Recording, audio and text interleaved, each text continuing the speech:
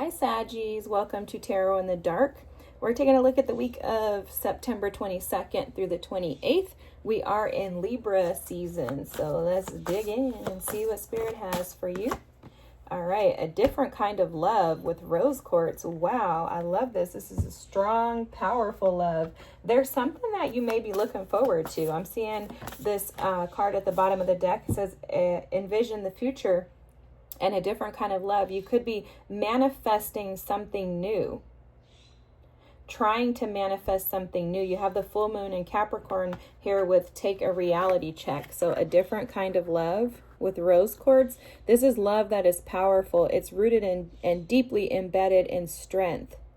But it also feels like it has an air of dreaminess to it as well. The full moon in Capricorn. So the full moons are about releases.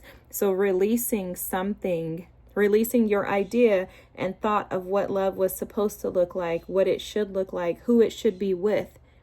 Because this Capricorn energy is asking you to take a reality check, to release your need to control what love should look like, who it should come from.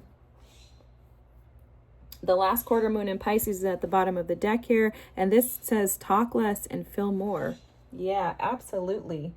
Absolutely the energy of allowing yourself to feed into this different type of experience.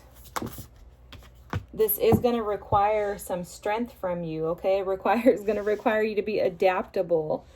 Wow, that's very interesting.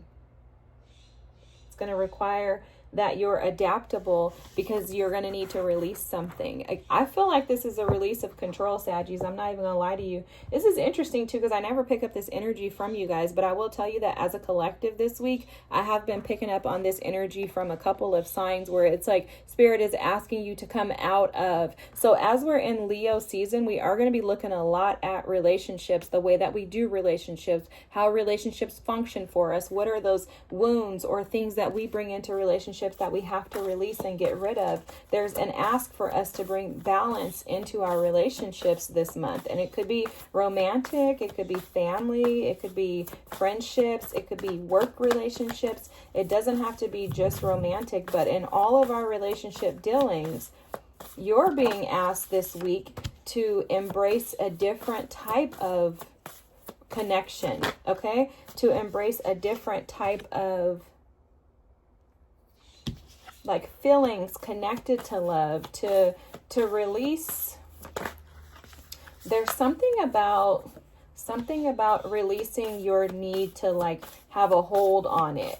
Okay, it's something like there's something in your energy that's absolutely reading to me that you want to have a grip. I want to use the word control, but it's like you want to have a grip on how it functions. Like, no, if it doesn't look like this, then it's not love to me. And it has something to do with your inner child, like thoughts and ideas around love. So basically, it's like your perception of love but more than likely it was formed as a child. Well, now that you're into adulthood, you're going to have to shift that perspective, because what I'm picking up on is for some of you, if you don't feel like a certain amount of excitement, thrill, passion, if you don't feel that, then you may be viewing someone as not really being a good partner for you. And I think you're being called to look at this from a different lens, because the bottom of the deck energy here is the Seven of Cups. And this is showing that reciprocity is not about, or it's not deeply rooted in anything too fast or too slow. It's not rooted in passion. It's not rooted in like the thrill and excitement being consistent. This card is showing up to say that love is consistently reciprocal. And that sometimes we can throw things off balance with this cup being upside down in the middle by setting expectations that we're going to have a ton of highs and lows, is how they're showing me this, rather than accepting the fact that stability, which you have on the sides here, is actually what creates something that is going to provide a bright future. Spirit is asking you to think long-term rather than short-term in this situation.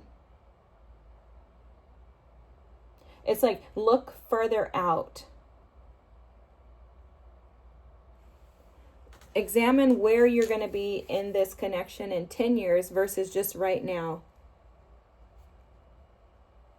Like your right now experiences are not going to provide you with stability in the future. And for a lot of you, because you're sitting in the energy of the Eight of Wands as the situation at hand, it's like, this is like, you're wanting to like move this along. You're like, come on, let's go. You need forward movement, you need progression, and you need it to happen quickly. And it's deeply rooted in the fact that there are fears here, because your past energy that needs healing is the moon. So you're afraid. You're afraid to sit with your feelings, to sit with your emotions. There's some fear with what you feel in regards to this person, because it's very interesting how your energy is showing up. Your blockage is the Ten of Cups, which this is showing me underneath the moon that you're afraid of love and long-term success and commitment. And these fears are deeply rooted in the fact that you are operating from a space that seems like it wants the thrill of life versus stability. They're showing me with this lion and the different kind of love that, you know, the lion, he usually will just lay around and he lets the lioness do all the work. And they're saying that sometimes that lioness can go out and just do too much, but the lion has some type of strength and wisdom that says, no, let me sit still. So they're showing it for you like this is like opposing energies here with the volcano and the lion. The volcano just erupts. It's just erratic. It just kind of does whatever. You never know when a volcano is going to actually erupt. Like, it's just very much like aggressive, and it has the ability to cause damage because it's not wise. I wouldn't consider a volcano to be wise. It's not stable due to its inconsistencies. The reality check is in the middle because Spirit is advising you to be consistent, to come out of the energy, because this is your advice, the Four of Cups, to come out of the energy of being bored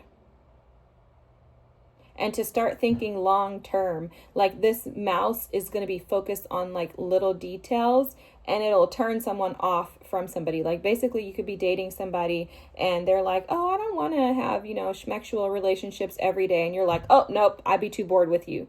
Nope, no thank you, I'm not interested. And Spirit is like, no. Because what I need you to pay attention to is this hidden energy, which is the Page of Pentacles. And this is saying that stability is built over time. Spirit is saying to sit with this energy and see how it progresses, because the rainbow is at the end of the tunnel. But you can't just jump from being a fawn to a stag. You have to work your way there. So this is going to require patience. It's going to require tenacity. And it's going to require an ask of you to see the world through a different lens. This is very interesting. I'm going to read that different kind of love card, the rose quartz, and I'm going to end your reading because this is so straightforward, and you're a Sag, so I know you don't need me to talk too much. I'm sure you get this. I'm sure you probably know exactly how this resonates. So rose quartz, a different kind of love. Love. Rose quartz teaches is the ability to transcend yourself and merge with another person or plant or stone, an animal or the sky above, the dirt beneath your feet, a volcano, the endless roll of the ocean. All are one. Rose quartz knows that you can soften your edges till you blend and blur, weaving yourself into the web of the world, healing the bits of you that life has broken. Blend and blur, and then come back to selfness. Blend and blur, then come back to selfness. You are you, and you are we. Rose quartz whispers.